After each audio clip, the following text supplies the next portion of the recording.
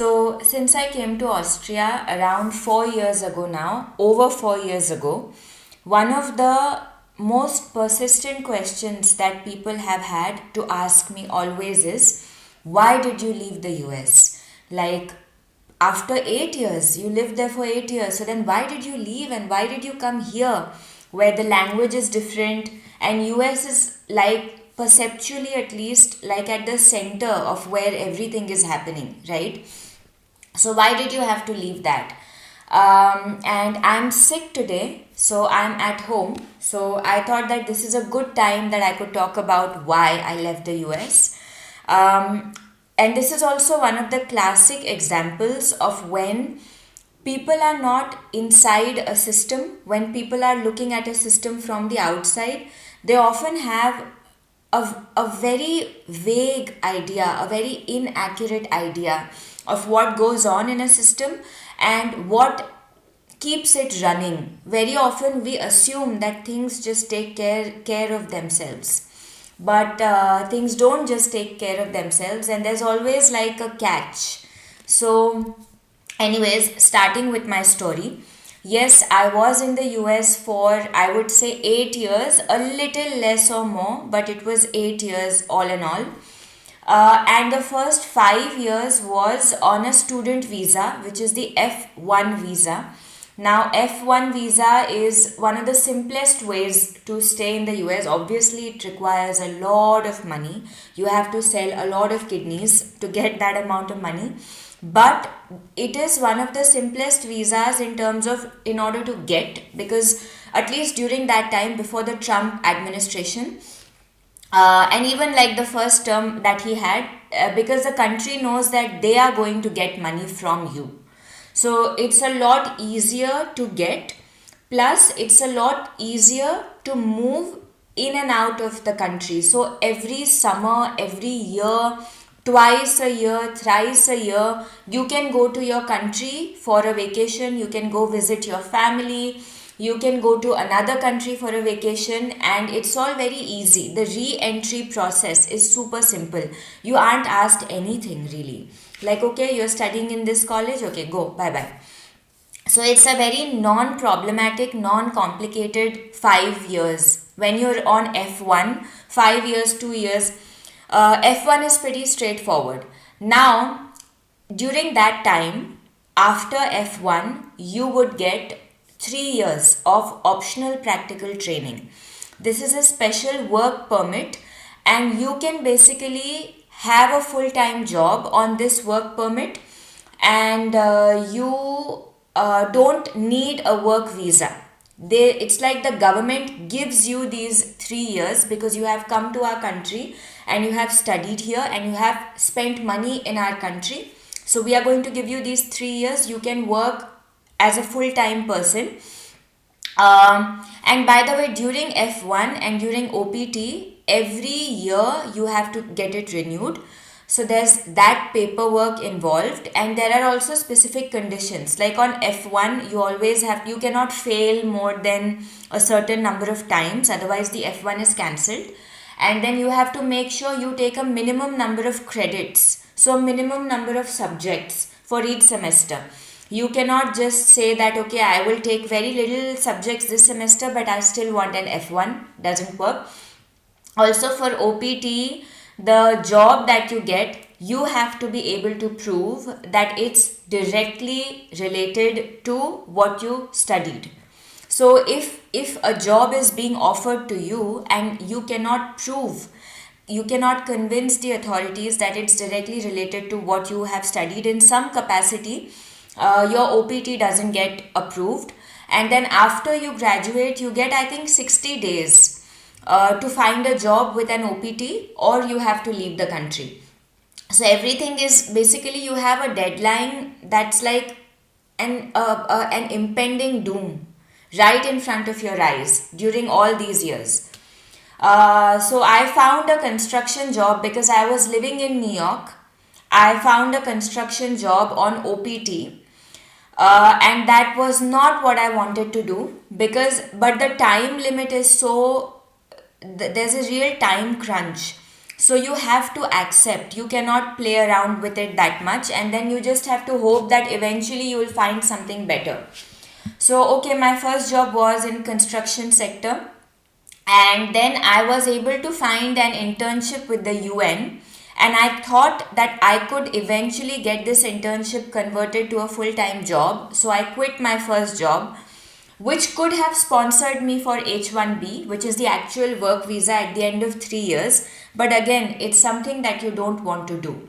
And once you are on H1B, your life is tied to it, and your life is tied to that job. So if you lose that job, you have to leave the country, I think in like 2 weeks or 3 weeks or something. So there is no point in being stuck. So anyways, and I left that job and I took this internship with the UN, and I thought that I will get an opportunity that with the UN, so I can get my H1B, which is an actual work visa, or even a visa of a higher status like a diplomatic visa, or maybe a green card sponsored by my work.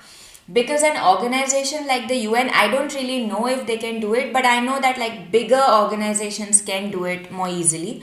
So like I thought I would be able to do that. So I took this internship. The internship lasts for 6 months. After 6 months, nothing. And the date for my OPT renewal of that year is 4 months away. Now remember that you have to get your OPT renewed every year, even though the maximum duration is 3 years. Even if you are on your first or second year and you don't have a job offer around your renewal date, you cannot get your OPT extended. So you still have to leave the country. But I was lucky enough that I got another job by the MTA in New York. And even with the MTA, I could only work with them as a consultant. So even though I'm working as a full-time employee, in practice, on paper, my contract is a contract of a consultant that who has been hired for a particular project. And once that project is over, I have to leave. And the thing is, it's an ongoing project. So the project can keep going for 10 years, 15 years, and that's okay. But my permit itself was expiring in 1 year and a half. And MTA cannot sponsor you. It's a policy because I think they are federally funded. They are funded by the federal government partially. So they cannot have a person who's not a citizen working for them as a full-time employee. So I knew that they were not going to sponsor me. But by this time I thought like I will look for something. I will scrape whatever I can scrape to look for an opportunity where I get to do something that I'm at least a little bit interested in, or at least I have some hope that within 3 to 4 years I can pivot this in a direction that I like.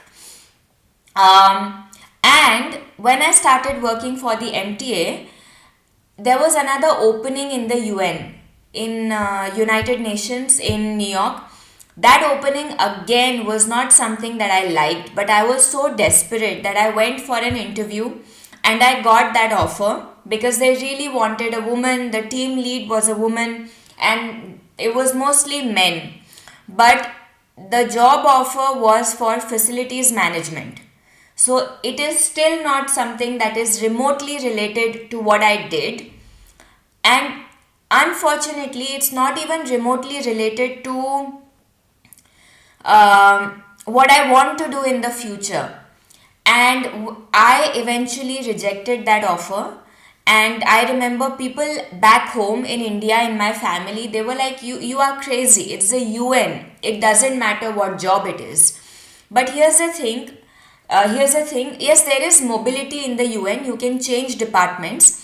But if I am spending 3 to 4 years learning about drainage systems, cleaning drainage systems, cleaning pipes, learning about plumbing, I am not going to then move into a direction suddenly where they are talking about energy, where they are talking about electricity, where they are talking about project management.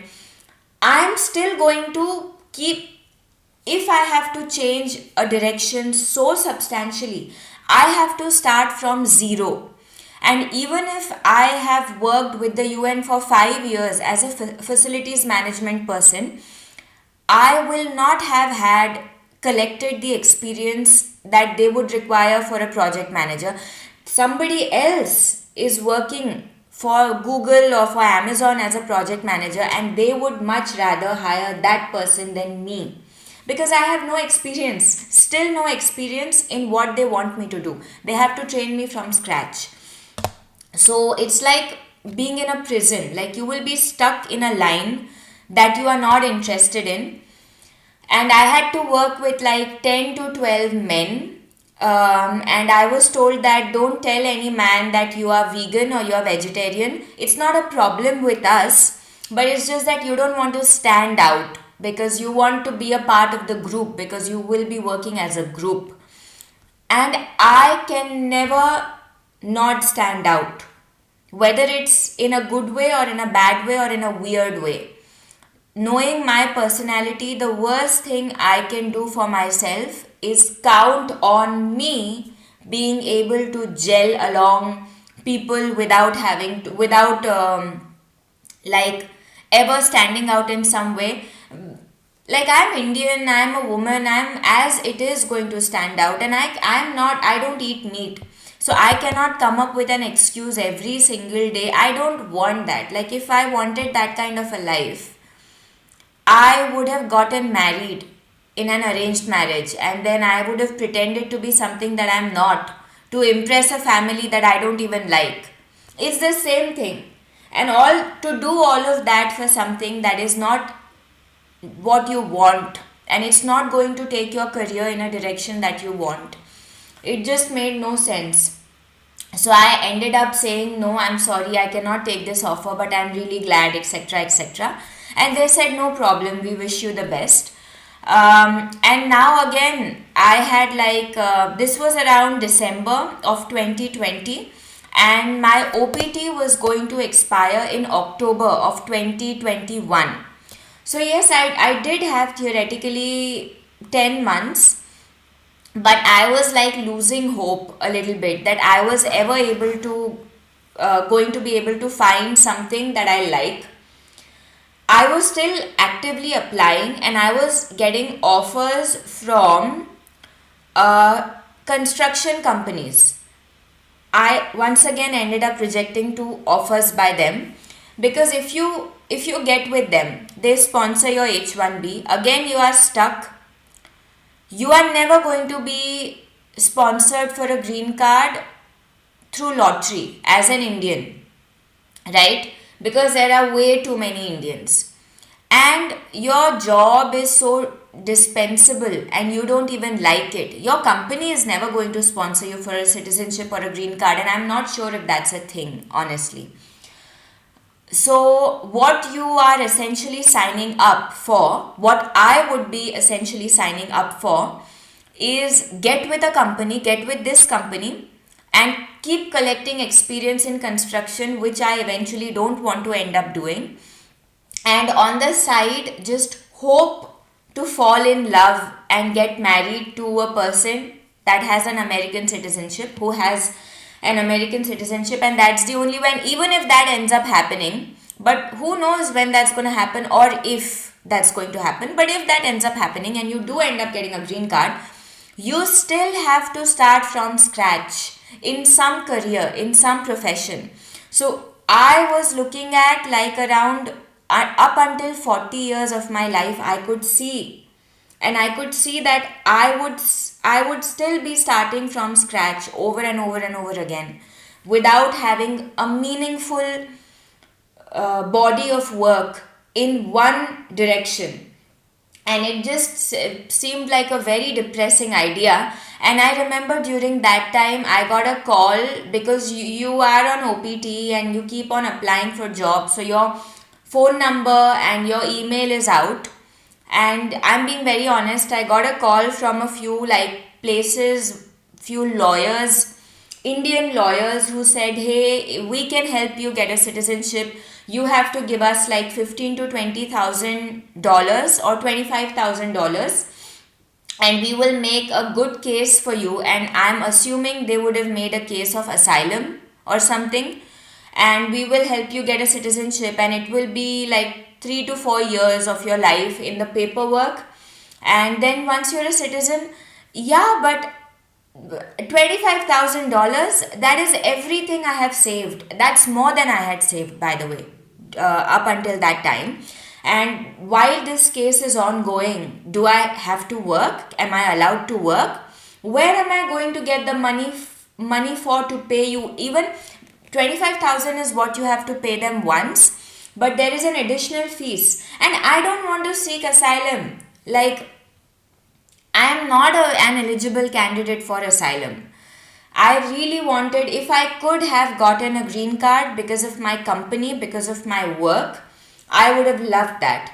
But I wasn't even sure if I wanted to give up my Indian citizenship. So, anyways, at that point, the place where I was standing was, take up a job that you hate, that you know that it's not going to be something that you have as a long term career, and look for guys to fall in love with and then get married to. And then once you're married and once all the dust settles, start from scratch again. Either go to a university to learn something new, or look for a company that is willing to train you into something that you want to do. Let's say this will be like 7 to 10 years of your life. Like that's the minimum that it requires for everything to get settled. Or go to a lawyer, pay 25-30,000 and have this shady thing going on, which you don't even want, which you don't even know if it's going to work. I understand why these things exist, because a lot of people do this. A lot of people do have the means. They do have 25-30,000 dollars plus the money required for their upkeep while the case is going on, and they think that it's a sensible investment, because once they are 35, once they are 40, they get to live as an American citizen, and their children then get to live their dream, the American dream or whatever it is.